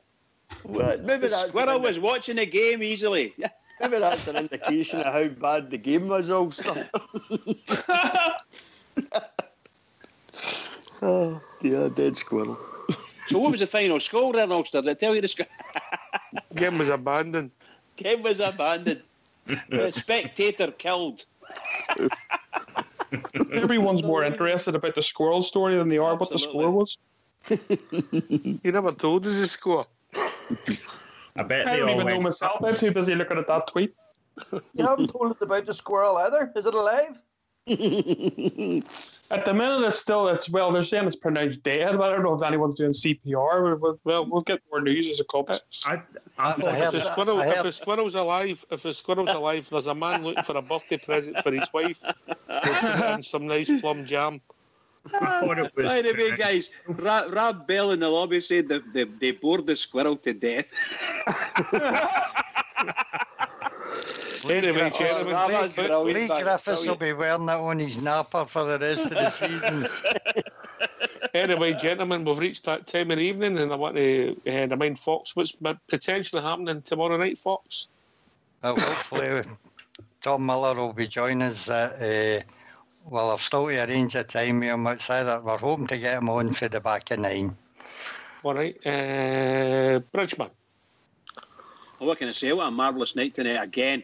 Really do. We're really stretching us out here, Oxter, so I'm really happy, very happy. So can I just say to all the Rangers fans all over the world, and particularly Rangers fans on here on Rangers Radio, every single one of us, keep it going for the Rangers, because the Rangers need it. Keep it going. This has been Rangers Radio. Can I thank you all for taking part? Bridgman, Fox, the gallant pioneer, Wheels, Rudy Bear, and Big Ulster. We'll be back tomorrow night between 9 and 11 talking about all things Rangers, and hopefully joined by the one and only Tom Miller for Rangers TV. Take it away, Fox.